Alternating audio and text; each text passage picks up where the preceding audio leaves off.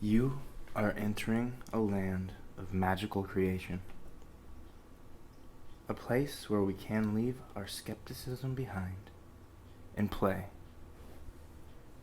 Walk here with respect and remember that your spirit is only as clean as the path you leave behind. The UCSC campus is home to a large number of hidden wonders beyond the boundaries of normal, everyday campus life.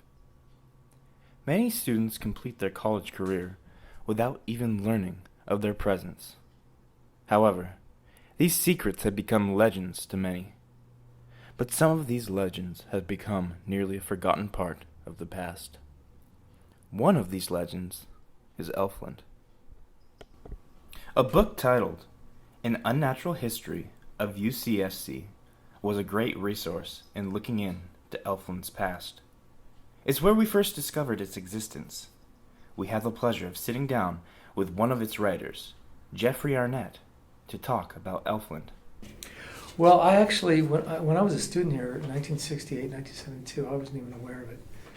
And if you read the chapter, you get a sense that most people, unless you knew someone that knew about it, or you just kind of stumbled onto it, it existed. Because when you know the campus during that period, and I think Elfland started somewhere, it's not clear to me whether Elfland started at the same time, more or less, as the university, or even before that.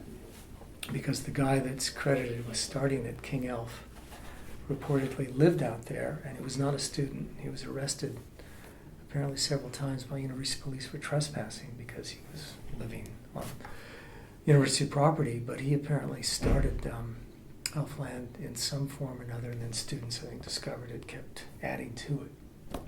But 68, 72, there was only kind of the west side of campus. College 5, as we called it then, now Porter, was being constructed, so there was no reason to really go over there. There was nothing to go over to. So Elfland was really on the kind of the fringes of the campus as it existed. Communications was up above, but there were no other buildings.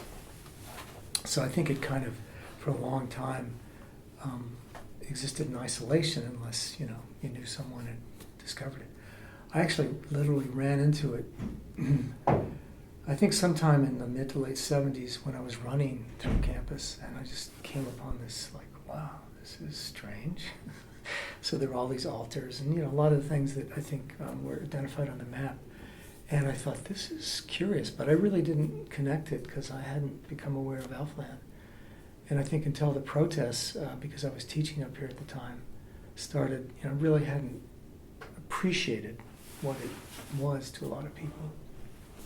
And speaking of which, here's a t-shirt somebody donated to her that was made during that period. Wow. I think this was a protest t-shirt, I'm not sure. Yeah. There was a coalition, you may be familiar with it because I think it's mentioned in the chapter, but it's called the Coalition to Move Colleges 9 and 10. Copyright 1991. And obviously that didn't work. But there was a committed group of students at the time who really were, the protests got fairly violent, depending on whose version you believe as far as who started the violence, but most people blame it on the police. But there was a thoughtful group of students that really were trying to convince the university there's a better location for 9 and 10. But that didn't work. As logging continued through the fall, a large protest occurred. In December of 1991, during which students chained themselves to trees and stood before bulldozers, leading to the arrest of 42 protesters. Danny was part of the first pagan coven at UCSC, which was probably in the 1980s, and they were responsible largely for moving the totem pole, which you guys have seen, right? I just saw it. Yeah, so that was somewhere around that photograph.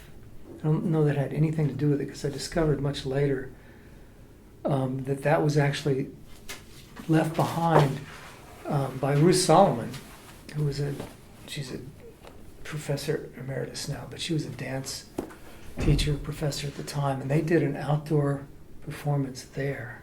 That whole thing was built for the performance. And I have there are photos of it in the book when it was first built or just finished, and they just left it behind, and it looked like these ruins. But that was kind of where 9 and 10 are now, and I think the totem pole was somewhere in that area. I never saw it when it was over there. Their explanation for moving it is they heard that 9 and 10 wanted to keep it as a landscape decoration. And they took exception to that, so they, over a period of a couple of nights, ultimately with a truck, hauled it a long way over to its present location. We've talked to a few students today who know of Elfland. They consider sites like Hobbit Hole, the Buddha Shrine, Cat's Cradle, and the Wiccan Circle to be part of present-day Elfland. It has us thinking that Elfland today has evolved into the concept instead of merely a place. We went to find the few remaining structures inside the borders of the original Elfland, but unfortunately, around the date of February 18th, 2014, all remaining structures within Elfland were dismantled. A lot of people, we discovered some of them. One of the problems we had is most of the people that knew Elfland were gone, long gone. So we found some, and they're quoted in the book, but a lot of them, there's no way to contact them. I even tried through the Alumni Association. And so it's, at this stage, as you can probably tell from the chapter we wrote, it's oral history, just memories. Very few photographs that I know of exist.